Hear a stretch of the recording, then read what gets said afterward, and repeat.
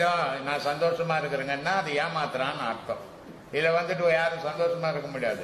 கடவுள் மேல நினைவு இருக்கணும், உலக சந்தோஷம் எங்கிருந்து வரும்? வரதுக்கு வாய்ப்பே கிடையாது. சும்மா வேணா ஏமாத்தின்னு ஒன்னா இருக்கலாம்.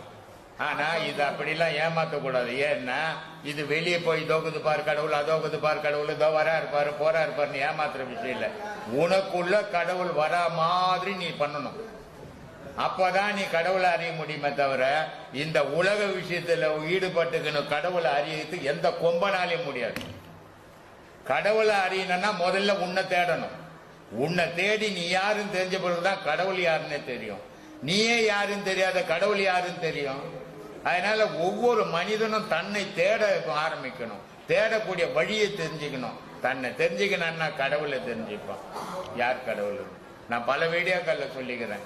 எல்லா மிருகங்களும் குனிஞ்சு நடக்கும். உலகத்தில் இருக்கிற மிருகங்கள் அத்தனையும். ஆனா மனிதன் மட்டும்தான் நிமிர்ந்து நடப்பான். மிருக இனத்துல எல்லாம் இறைவனுடைய சாயல் இருக்குது. மனிதனுக்குள்ள இறைவனே இருக்கிறான் அப்படின்னு.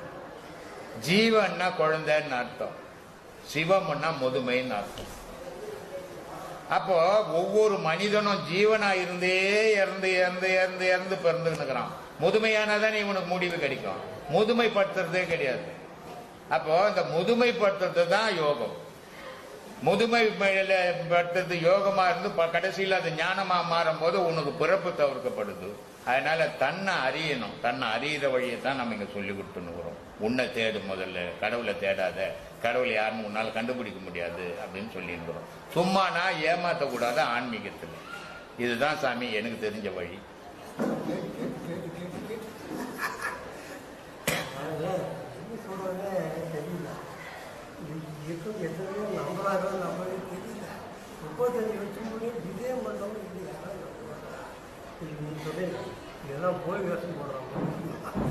இப்படி எல்லாம் இல்லை சாமி.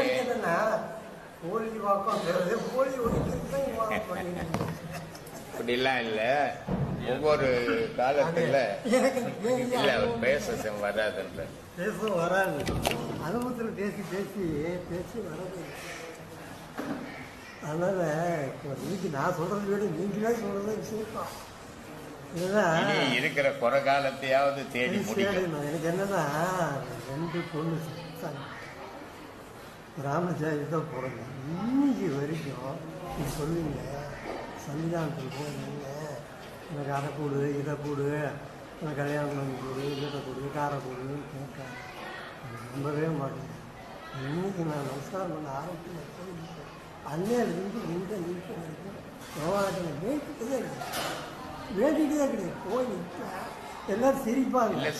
போய் நிற்பேன், போய் நின்றுட்டு நான் வந்திருக்கேன், உனக்கு எனக்கு என்ன வேணும் உனக்கு தெரியும், நீயே பார்த்து பண்ணிட்டு.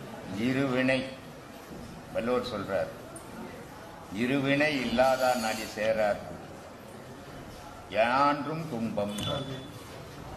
அப்ப இருவினைனா நல்வினை தீவினை இறைவனுக்கு கிடையாது. அவனுடைய அடியை சேராதவனுக்கு நிம்மதின்றதே இந்த உலகத்துல கிடையாதுறான். அப்போ மனிதனுக்கு நல்வினை தீவினை உண்டு. கடவுளுக்கு நல்வினையும் கிடையாது, தீவினையும் கிடையாது, துன்பமும் கிடையாது, இன்பமும் கிடையாது, இரவும் கிடையாது, பகலும் கிடையாது. அப்படிப்பட்டவனுடைய அடி சேரணும்னு சொன்னா அந்த நிலைக்கு நம்ம மாறினா தான். மாறாம எப்படி வரும்? 5 நமஸ்காரம் பண்ணது கூட சொன்னீங்க. யாரோ ஒருத்தர் காரணம் இருந்தாங்க, போலி யாரும் இங்க வராதிங்க, வந்து ஆத்மாத்மா. ஆமா, உண்மைதானே. இல்ல இது என்ன தெரியுமா, நிறைய தவறு பண்றாங்க இவங்க. அது ஆதங்கமா ஆர்வமா இல்ல என்னன்னு என்னால சொல்ல முடியல. காலையில வந்த உடனே ஒரு ஆசீர்வாதம், சாப்பாட்டுக்கு போகும்போது ஒரு ஆசீர்வாதம், திரும்பி வீட்டுக்கு போகும்போது ஒரு ஆசீர்வாதம். அவளை விளையாட்டா சும்மா தமாசு கை வச்சு எடுத்துக்கிறத.